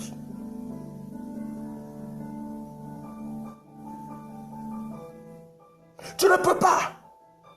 Souvent on voit des gens, on dit, oh il a réussi, oh il a une belle femme, oh il a beaucoup d'argent, oh il a beaucoup ceci. Mais on ne sait pas quel est son parcours. Je disais à quelqu'un, si je veux rendre mon témoignage, écris un livre. Tout le monde me dit, écris ton livre. Parce que mon livre, quand tu vas commencer à le lire, du début jusqu'à la fin, tu vas pleurer. Tu ne vas même pas terminer le livre. Chaque jour que tu ouvres un chapitre, tu vas pleurer. Parce que celui que tu es en train de voir, qui est en train de te parler aujourd'hui là, c'est quelqu'un de sa naissance jusqu'à aujourd'hui. Il a traversé, il a rencontré des Goliaths dans sa propre famille, dans la rue. Même quand je suis devenu chrétien, des Goliaths, j'ai traversé avec des pasteurs, avec des grands frères, avec des aînés, avec des fidèles. J'ai traversé des Goliaths en France.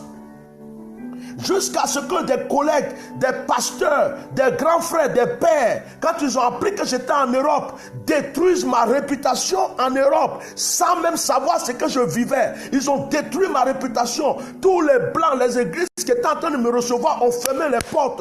En France, avant même que j'aie mes papiers, j'ai dormi dans la voiture des gens. En hiver, je cherchais un endroit pour dormir. J'ai un CAP de cuisine. J'ai été charpentier en France. J'ai été manœuvre de bâtiment, j'ai tiré goudron, j'ai travaillé comme plongeur dans la cuisine, j'ai fait quoi encore? J'ai fait tellement de choses, j'ai travaillé dans l'usine, j'ai fait tout ça.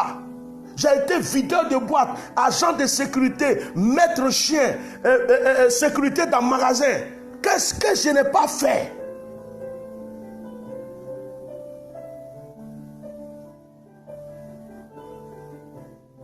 C'était des Goliaths. C'était des Goliaths que j'affrontais. Et je me rappelle un jour, c'était tellement difficile. J'appelle ma mère. Je dis, maman, La France, c'est pas ça, c'est pas la peine. Je vais retourner au pays. Ma mère dit, mon fils, ne t'amuse pas à revenir ici. Affronte ton Goliath. Ici même, c'est plus dur que là où tu es. Continue de persévérer. Asakabara Shakataria. Zokarabataka. Je vais aider une personne aujourd'hui. Tu es au Maroc, tu es en Tunisie, tu es sorti, tu dis tu vas à l'aventure, ou bien tu es en France, ou bien tu es au pays. Et puis tu es là, tu dis non, de toute façon, ça. Non. Je vais te dire une chose. Tout ce que tu souhaites de bon dans ta vie ne se trouve pas ailleurs. Ça se trouve déjà en toi. Je te parle comme un homme spirituel.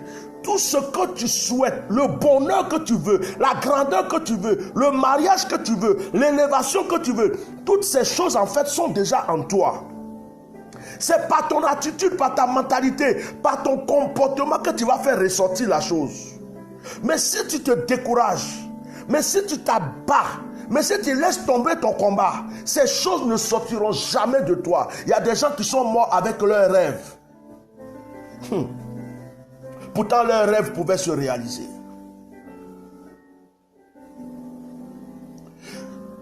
Je suis un homme, je vais être complet. Je parle de tout, je fais délivrance. Hier, la vidéo que j'ai faite, vous avez vu, il y a eu des paroles de connaissance, il y a des prophéties.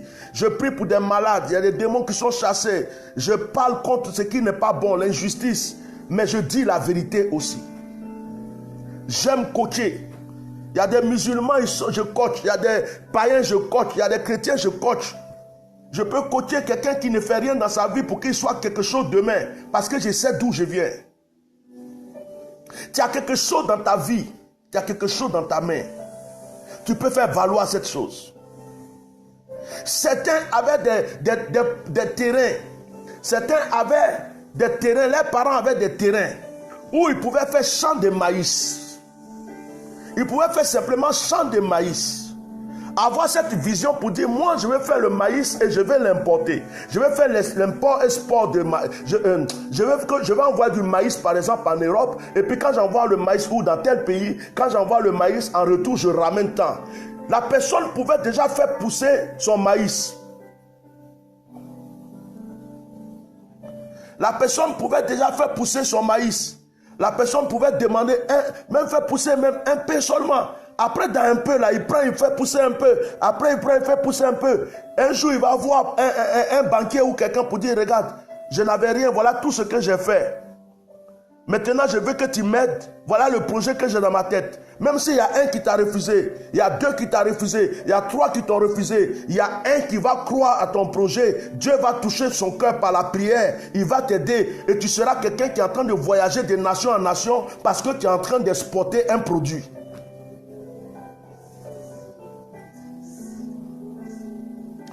Aujourd'hui, quand tu vas parler, on va dire non, c'est parce qu'il est en Europe.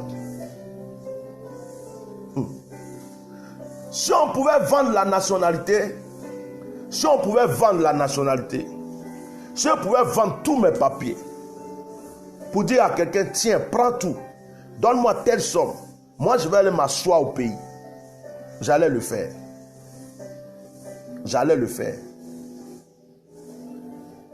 Je suis fier de ces petits jeunes. Tu vois, il était apprenti de Gbaga. Après, il est devenu chauffeur. Après, il était chauffeur. Après, il est devenu transporteur. Aujourd'hui, il a 2 Gbaga, il a 3 Gbaga, il a un taxi, il a ceci. Deux fois, tu vois sa propre voiture, sa maison. Quand tu regardes ça, tu dis non, ça c'est bon. Ça c'est bon. Mais quand il a commencé, il était apprenti de Gbaga. Il était apprenti de Gbaga. Il ne voit rien. La plupart des choses qui nous arrivent aujourd'hui, je suis franc, hein. On va parler contre la politique, on va parler contre ça, d'accord. Le combat continue. Je suis la voix des sans-voix, je vais continuer à parler. Mais la plupart des choses qui nous arrivent aujourd'hui, c'est que beaucoup ont adopté, je ne dis pas tous, parce qu'il y a des courageux en Côte d'Ivoire. Il y a des gens qui luttent, qui cherchent, qui ne trouvent pas. Donc je ne peux pas parler contre eux. Mais la plupart, c'est que beaucoup ont été paresseux.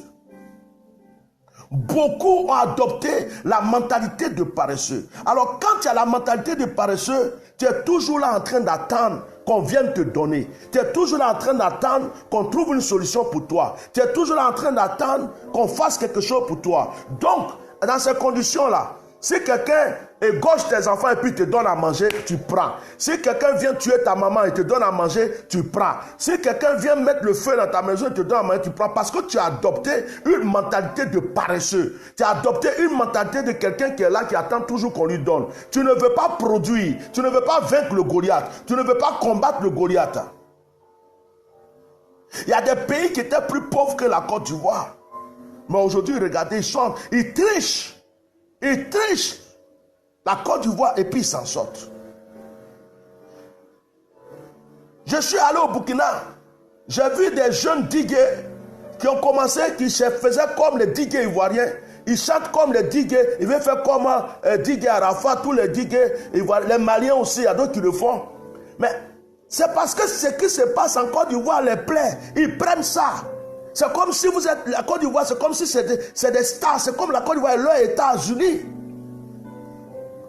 Mamoudou, qui est venu avoir papier en France, il dit à tout le monde que lors de son parcours, il est descendu d'abord en Côte d'Ivoire. La Côte d'Ivoire était son États-Unis. Il est descendu de là-bas et c'est de la Côte d'Ivoire qu'il a continué son voyage. La Côte d'Ivoire. Tu vas dans d'autres pays, tu vas voir, ils sont en train de faire diguer à Rabat.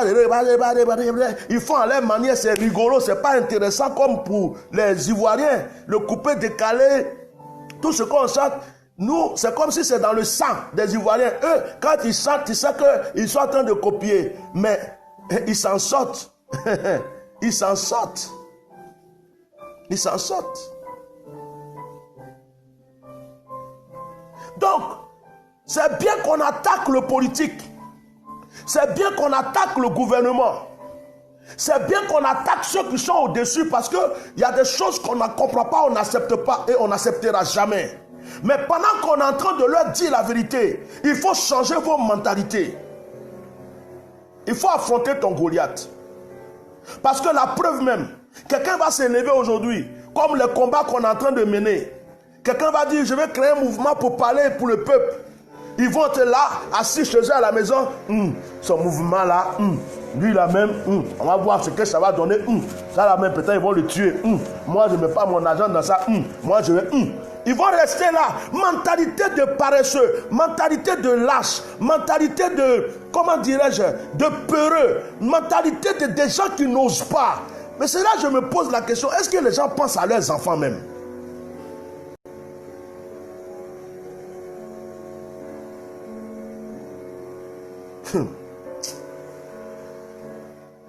Tu ne veux pas affronter ton Goliath et tu penses que ton Goliath va te faire cadeau. Tu penses que la personne qui veut te tuer là, la personne va réfléchir pour dire non, comme il est calme, comme elle est calme, je ne vais plus le tuer. Excusez-moi, je vais prendre mon chargeur parce que ça va couper. Excusez-moi une minute.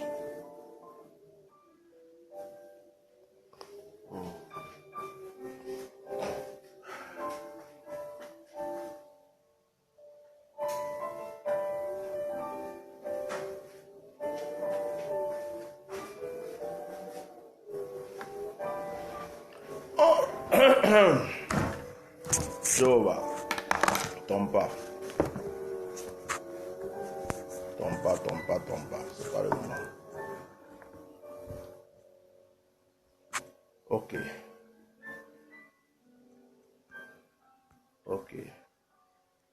Voilà.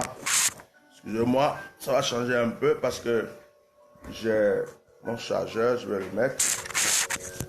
Je vais mettre mon chargeur. Et je pense que je vais attraper parce que voilà.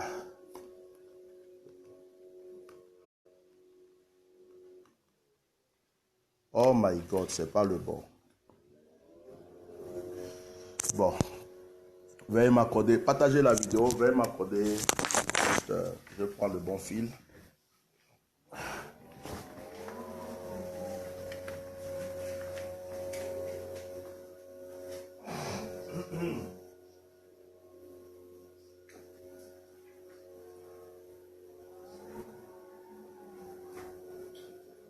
Jéhovah.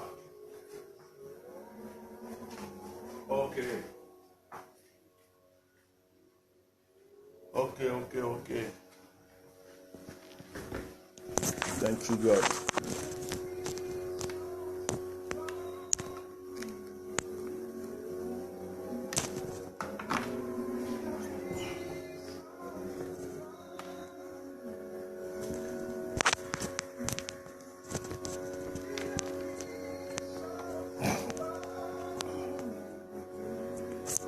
Ok. Je vais lever un peu. J'espère que...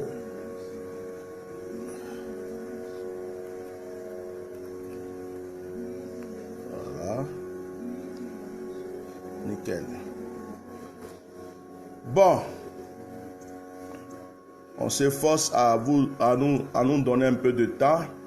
Donc, je disais, c'est bien beau d'attaquer le politique, d'attaquer l'injustice, d'attaquer les choses qui se passent mal. J'ai vu, je ne sais pas dans quel pays, au Zambie ou je ne sais pas où, j'ai vu, ils ont augmenté le prix d'essence. Quand ils ont augmenté le prix d'essence, la population s'est élevée. Je ne dis pas que c'est une bonne chose qu'ils ont fait, hein, mais en tout cas, ils se sont manifestés. C'est juste une manière d'expliquer certaines choses. Pour que toi-même, ton gouvernement te respecte. Pour que les gens qui sont à la tête t'écoutent. Pour que les gens qui sont au-dessus changent leur manière de faire avec toi. Toi-même, change ta mentalité. Change ta manière de réfléchir. Change ta manière de parler. Change ta manière d'agir. Tu veux qu'on te respecte, il faut te faire respecter. Tu veux qu'on t'écoute, apprends à t'écouter toi-même pour te faire écouter. Je ne suis pas injuste et je ne parle pas de... C'est-à-dire que je ne donne pas raison à quelqu'un à tort. À tort. Même dans les villages, nos parents qui sont en train de tuer aujourd'hui, si on veut fouiller, il y a d'autres qui ont refusé de donner par exemple une portion de leur terre à un frère ivoirien pour entreprendre, pour faire un petit champ. Mais ils ont vendu le champ à un étranger. On est tous d'accord que cela est arrivé chez certains. Bon, maintenant l'étranger à qui tu as donné ton champ là, il est en train de te tuer, d'accord. C'est pas bon. Mais quand ton frère était là et qu'il te disait, donne-moi une petite partie, il va faire telle chose, tu lui as pas donné parce que c'est ton frère. Je ne sais pas si je me fais comprendre. Il y a des Goliaths qui seront toujours devant nous. Dans n'importe quel combat, dans n'importe quelle chose que tu vas vouloir faire dans ta vie, tu trouveras des épreuves.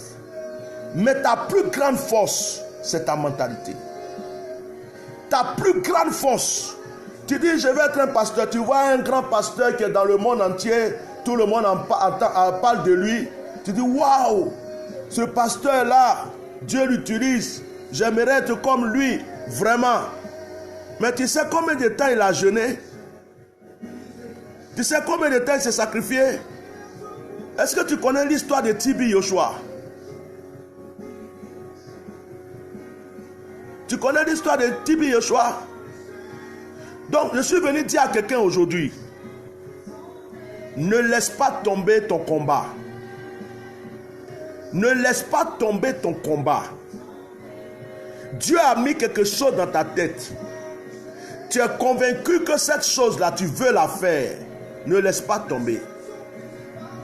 Aucune preuve, aucune menace, aucune injure, aucune faim, aucun sacrifice ne doit te laisser abandonner. N'ayez pas peur de recommencer dans votre vie si vous voulez vous en sortir. N'ayez pas peur de recommencer quelque chose dans votre vie. N'ayez pas peur. J'ai dit, La Bible dit le juste tombe 7 fois, il se relève. J'ai dit 7 fois, ce n'est pas 7 fois pendant toute ta vie. 7 fois, c'est équivalent à chaque jour de la semaine. Tu as des efforts à faire dans chaque semaine que Dieu te présente. Si tu as échoué 1 fois, 2 fois dans la semaine, ça ne veut pas dire que dans les autres semaines qui arrivent là-bas, Dieu ne pourra pas faire quelque chose pour toi. C'est bien, je pouvais faire cette vidéo encore pour prier pour les gens comme j'ai fait hier. Je pouvais faire cette vidéo pour donner des prophéties, des paroles de connaissance. Les paroles, Dieu donne toujours, les prophéties, Dieu donne toujours. Mais la parole libère. La parole restaure. Pourquoi il y a beaucoup de paresseux dans les églises? Pourquoi il y a beaucoup de paresseux dans les églises? Quand je dis paresseux, c'est vrai. Parce qu'il y a beaucoup de personnes qui sont concentrées sur le parler en langue. Ils sont concentrés sur la prophétie. Ils sont concentrés sur Dieu va faire. Dieu va faire. Dieu va te donner mari. Maintenant que tu dis que Dieu va te donner mari, tu as prié pour ça. Ton esprit est où? Ton esprit est sur les bancs de l'église ou ton esprit est à la recherche de ce mari? Est-ce que ton esprit l'a vu? Est-ce que ton esprit l'a possédé déjà? Est-ce que ton esprit est en train de le conquérir? Est-ce que ton comportement, ton état, tu dis je veux un homme de telle manière, de telle manière. Est-ce que de la manière que tu vis, ça ressemble à ce que l'homme la veut?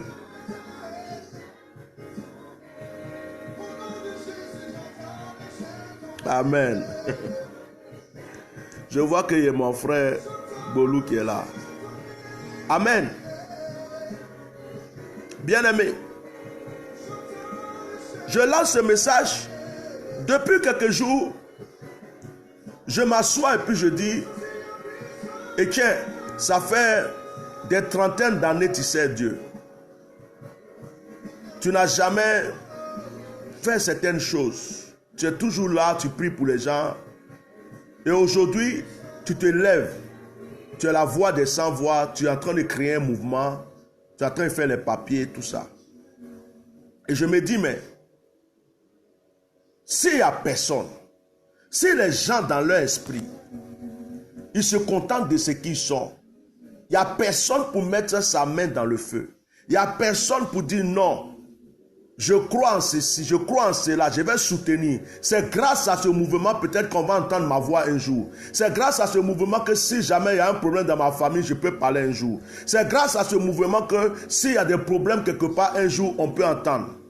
Ce mouvement a un but très important. Je ne suis pas en train de parler de petites choses. Je veux qu'il y ait une radio là-dedans. Je veux qu'il y ait une télé. Je veux que les médias puissent inviter. Je ne veux pas que ça reste sur Facebook. Je veux qu'il y ait des droits de marche, qu'on puisse marcher dans n'importe quel pays. Je veux que de la manière que l'organisation des droits de l'homme agit dans le monde, ce mouvement puisse agir. Je veux que ce mouvement puisse crier, que les médias entendent, que les présidents entendent, que le monde entier entende, quel que soit ce qui va se passer. Je ne suis pas en train de dire que je vais créer quelque chose pour parler de Côte d'Ivoire seulement. Je veux que ce soit quelque chose de fort. Et que même si demain tu as un problème, tu puisses venir t'asseoir à la radio ou à la télé de ce mouvement pour expliquer ton problème, pour être interviewé, pour qu'on t'écoute. Je veux qu'il y ait des débats, que celui qui est opposant, celui qu'on est en train d'attaquer, puisse venir s'asseoir pour que celui qu'on attaque aussi puisse lui poser des questions qui lui répondent. C'est un mouvement fort que je vais créer. Le mouvement de la voix des sans-voix. Ce n'est pas un truc imaginaire pour dire je fais ça sur Facebook et puis ça s'arrête là. C'est quelque chose qui est mûri, c'est quelque chose qui est fort, c'est quelque chose que je suis en train de voir, qui peut avoir l'ampleur de l'ONU, l'ampleur de l'organisation des droits de l'homme, l'ampleur du restaurant du cœur, l'ampleur quand Coluche disait il va faire le restaurant du cœur, il y a des gens qui ne croyaient pas. Aujourd'hui, tous les artistes sont en train de le soutenir. Il est mort, mais ça continue. C'est un mouvement comme ça pour dire qu'il y a quelque chose qui est là. Quand quelqu'un est en train de faire du mal à quelqu'un, qu'il sache que si son histoire là arrive dans le mouvement de la voix des sans-voix, le monde entier va entendre parler et puis on va être au courant de ce qu'il fait. C'est ce mouvement que je suis en train de créer. Et ce mouvement-là est né à partir de l'histoire du petit Conan Excel.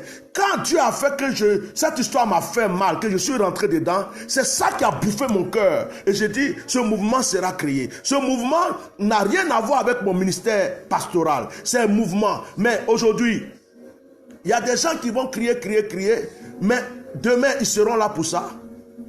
Est-ce qu'ils seront là pour ça? Aujourd'hui, ce n'est pas la voix d'un parti politique qui peut aider un parti politique. Le peuple ne croit même plus à la politique. Il n'y a aucun peuple, ni en France, ni aux États-Unis, ni partout. Il n'y a plus un seul peuple qui croit à la politique. Les gens ne croient plus. Tous les politiciens sont des menteurs. Celui qui dit il est bon, demain il change. Tous les politiciens, ils viennent faire des promesses, demain ils ne les réalisent pas. Le peuple ne croit plus. Il n'y a aucun politicien qui va venir dire ça je vais le faire, ça je vais le faire, et puis il va le réaliser à 100%. Le peuple, le monde entier a besoin d'entendre la voix de quelqu'un qui a une conscience, de quelqu'un qui est neutre, de quelqu'un qui n'est pas là pour la politique ou pour des intérêts quelconques, mais quelqu'un qui est là pour voir les gens recevoir justice. Mais on va faire l'appel. Demain, tu vas voir les mêmes Ivoiriens qu'on est en train de défendre. Les mêmes Ivoiriens. C'est les mêmes Ivoiriens qui vont attaquer. C'est les mêmes Ivoiriens qui vont... Parce qu'on les a donné un peu de placali à manger. On les a donné garba à manger. Les mêmes Ivoiriens parce qu'on a fait un autre goudron pour les donner. Les mêmes Ivoiriens parce que quelqu'un est venu les mentir. Les mêmes Ivoiriens vont être là. Ils vont négliger. Demain, quand c'est chaud, c'est les mêmes qui vont venir pleurer encore, crier encore. Alors que Dieu envoie des occasions pour pouvoir aider les gens. Ce mouvement peut être un mouvement qui parle pour le Cameroun. Ça peut être un mouvement qui parle pour le Congo. Ça peut être un mouvement qui parle pour chaque personne du monde entier. Ce n'est pas forcément canalisé sur la Côte d'Ivoire. C'est la voix des sans-voix. Mais si dans nos mentalités, on n'est pas prêt à changer, on a peur d'affronter des choses. Il y a des gens qui ont peur de mourir comme s'ils ne vont jamais mourir. Il y a des gens qui ont peur même qu'on les insulte. Il y a des gens qui ont peur qu'on les mette un jour en prison. Il y a des gens qui ont peur même que... tu as peur de quoi même? Si la mort veut te trouver à la maison, tu es couché sur ton lit, la mort te trouve sur ton lit. La mort te trouve sur ton lit. Il y a des gens qui sont couchés le lendemain, ils ne se réveillent pas. La mort te trouve dans ta voiture. Tu es assis dans ton canapé en train de regarder un match de football. Si la mort dit c'est aujourd'hui, il a décidé de te prendre. La mort te prend devant ton match. La mort ne va pas te dire non, comme le match n'est pas encore fini, attends, ils vont marquer 2 buts d'abord, puis après ils vont te prendre. La mort va te dire ça. La mort ne te dit pas ça. La mort ne te dit pas ça. Hein? On a des soeurs qui ont des capacités qui sont en Europe. Elles pouvaient s'en sortir. Elle pouvait ouvrir son propre salon de coiffure. Elle pouvait ouvrir son propre magasin. Elle pouvait même faire son propre commerce. Mais l'Africain, vous allez laisser les Chinois tout faire. Ils vont laisser les gens bizarres là. C'est chez eux. Toi-même, c'est tes parents qui fabriquent à Tchéké. Toi, tu vas l'acheter toujours à Tchéké congelé dans le magasin d'un étranger. Or, lui-même, là, il ne sait même pas comment on fait pour fabriquer à Tchéké. Pourtant, depuis que tu es là, tu as eu l'argent, on t'a donné certaines choses. Tu avais juste à décider d'ouvrir ça. Tous les autres allaient venir.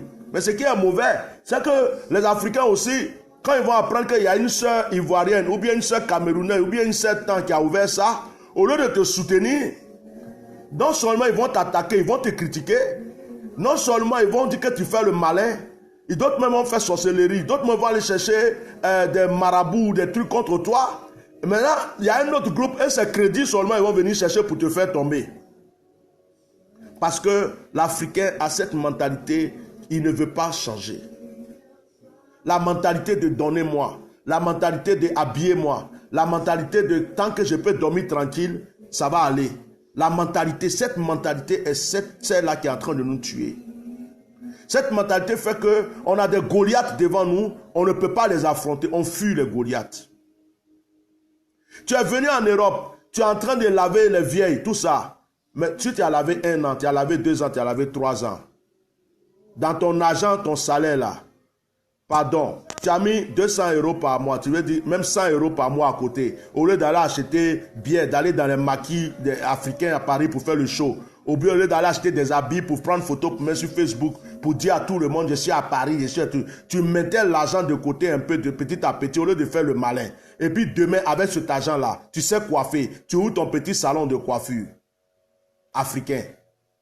Est-ce que tu n'es pas en train de changer ton histoire? Est-ce que tu n'es pas en train de changer ton histoire? Il y a des Congolais qui sont en France, ils n'ont rien à manger, rien. Tu rentres chez lui là, il n'y a rien. Mais dès qu'il attend que l'RSA tombe dans sa main, dès que l'RSA tombe dans sa main, il prend tout son argent, il va acheter une chaussure. Il prend tout son argent, il va acheter une veste. Il prend tout son argent, il va acheter une cravate. Pour dire que la cravate là, ça là c'est tel Mac. Ça, c'est ça les crocos, ça c'est caïman, ça c'est ceci, cela. Il n'a rien à manger, juste le matu vu. Pour faire défiler de monde, on n'a qu'à le voir, il a porté habit. Mais comment est-ce que tu vas t'en sortir dans ta vie? Il y a des Ivoiriens qui sont là, ils travaillent dur. Dès qu'ils ont l'argent, c'est acheter des habits qui coûtent cher et aller s'asseoir dans des restaurants, dans des maquis pour prendre des photos pour envoyer au pays. Pour dire non, je suis au maquis, tu sais, ici c'est la rue Princesse. Et puis, au milieu du mois, le mois n'est même pas fini, il n'a même plus rien à manger. Tu vas t'en sortir comment dans ta vie? Tu vas t'en sortir comment? Tu veux que les choses changent, change ta mentalité. Tu veux que les choses changent, tue ton Goliath. Tue ton Goliath, affronte l'épreuve. Tu peux te balayer, tu peux travailler, nettoyer cadavre, travailler dans la rue aujourd'hui et puis être un grand homme d'affaires demain si tu veux. Ça dépend de ce que tu as dans la tête. Ça dépend de ce que tu as dans la tête. Il y a des gens qui ont travaillé en tant que manœuvre dans une entreprise et qui ont acheté l'entreprise après. Pendant qu'il était en train de travailler, il y a un monsieur, il a travaillé quelque part. Quand il est arrivé, c'est lui, il était manutentionnaire, il faisait rentrer les bagages pour les faire sortir. Aujourd'hui, il a acheté la boîte, c'est lui le directeur, le patron. Sa mentalité. Sa mentalité. C'est ça qu'on doit commencer à prêcher à l'église. C'est ça. Chasser les démons, guérir les malades. Depuis longtemps, on chasse les démons là. Ils vont, ils dorment jusqu'à ils reviennent. On chasse les démons. Les démons même là, ils sont habitués à chasser maintenant. Avant que tu les chasses les démons même, ils sont en train de courir. Quand tu dis esprit temps, avant même tu dis esprit, vous ne voyez pas maintenant, quand tu lèves ta main comme ça, net, les gens tombent. Les démons même sont habitués à ça. C'est devenu un jeu. Ils vont me chasser aujourd'hui. Quand ils vont me chasser là, elle a fini de me chasser, ben elle a puis elle revient encore. Elle est venue avec John, je ne sais pas qui.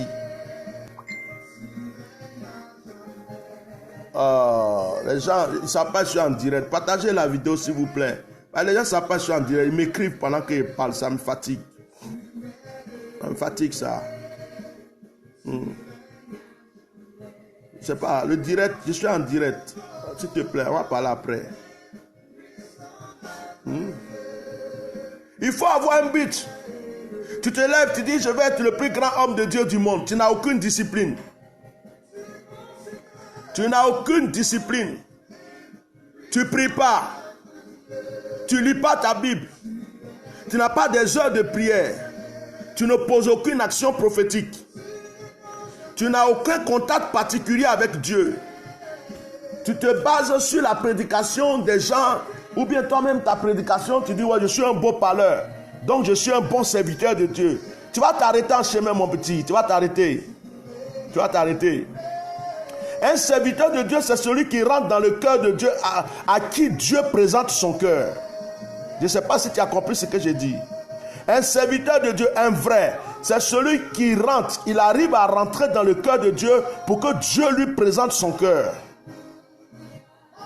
Jacob s'est battu avec Dieu. Dieu n'en pouvait plus. Dieu dit, demande-moi ce que tu veux.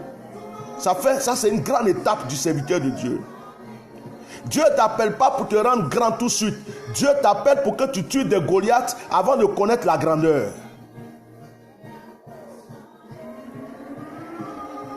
Oh, je suis en direct. Je répète, en direct. Satan, arrête de me distraire.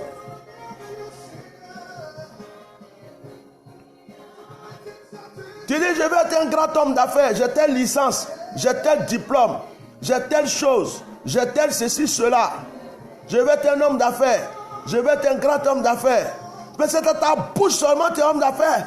Est-ce que ton cœur, tes pensées sont dans les affaires? Est-ce que tes pensées sont dans les affaires?